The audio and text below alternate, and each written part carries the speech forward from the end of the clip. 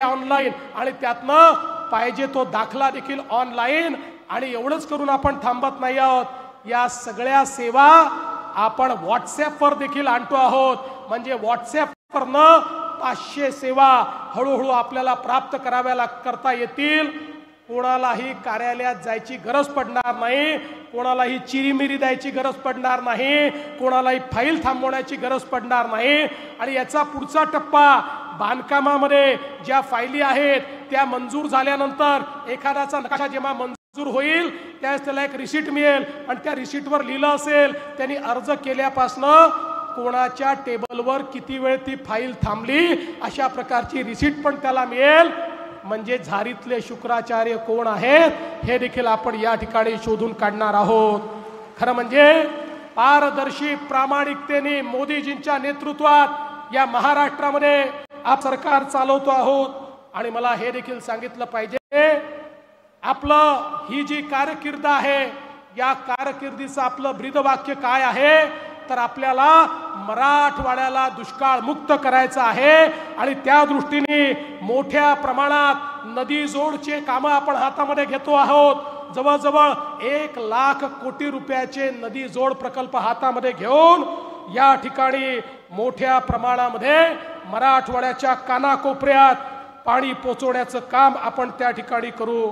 आपल्याला माहिती आहे, बाभळी प्रकल्पाला आपण 771 कोटी रुपये दिले, उनकेश्वरसाठी 232 कोटी रुपये दिले आणि आता इतक्या वर्षानंतर लेंडीचं गॉज फिलिंग देखील आपण सुरू केलेलं आहे। तोही प्रकल्प पूर्ण करण्याचं काम आपलं सरकार या ठिकाणी करत आहे। आणि एवढंच नाही तर मोठ्या प्रमाणामध्ये जालना नांदेड आपला जो समृद्धी महामार्ग आहे, अशोकरावांनी त्या ठिकाणी सूचना केली होती आणि तो समृद्धी महामार्ग आता आपण पूर्ण करणार आहोत। वर्धा यवतमाळ नांदेड रेल्वेचं काम आपण पूर्ण करतो आहोत। नांदेडमध्ये या ठिकाणी वेगवेगळ्या प्रकारची जी रेल्वेची कामं थांबलेली आहेत त्यालाही गती देण्याचं काम आपण करतो। नांदेडला वेगवेगळ्या राज्यांशी जोडण्याचं काम देखील मोठ्या प्रमाणात आपण हातामध्ये घेतलंय। आणि हे सगळं करत असताना नानाजी देशमुख कृषी समृद्धी योजनेच्या अंतर्गत त्याचा टप्पा 2 आपण हातामध्ये घेतलाय। शाश्वत शेती हा आपलं ब्रीदवाक्य आहे आणि त्या माध्यमातून 5000 कोटी रुपयाची गुंतवणूक ही आपण शेतीमध्ये वर्षी करण्याचं ठरवलेलं आहे। शेती ही केवळ मदतीपुरतं राहू नये, तर शेतकऱ्याला सक्षम करायचं असेल तर शेतकऱ्याला त्या ठिकाणी गुंतवणूक करून दिली पाहिजे। शेततळं असेल, ड्रीप इरिगेशन असेल, शेतीमध्ये वेगवेगळ्या प्रकारची अवजारं असतील, याकरता एक मोठी योजना आपण या ठिकाणी सुरू केली आहे। आणि मला विश्वास आहे मोदीजींच्या नेतृत्वामध्ये एक सुजलाम सुफलाम महाराष्ट्र आपण तयार करू।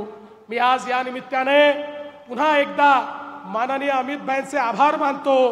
अमित भाईंच्या नेतृत्वामध्ये राज्यामध्ये आणि देशामध्ये नक्षलवादाच्या विरोधात निर्णायक लढा सुरू झालेला आहे आणि अमित भाईंनी या ठिकाणी सांगितलेलं आहे मार्च 2026 पर्यंत या देशातला नक्षलवाद मी संपवून दाखवीन आणि त्याची पूर्ण तयारी आज होताना आपल्याला पाहायला मिळते आहे।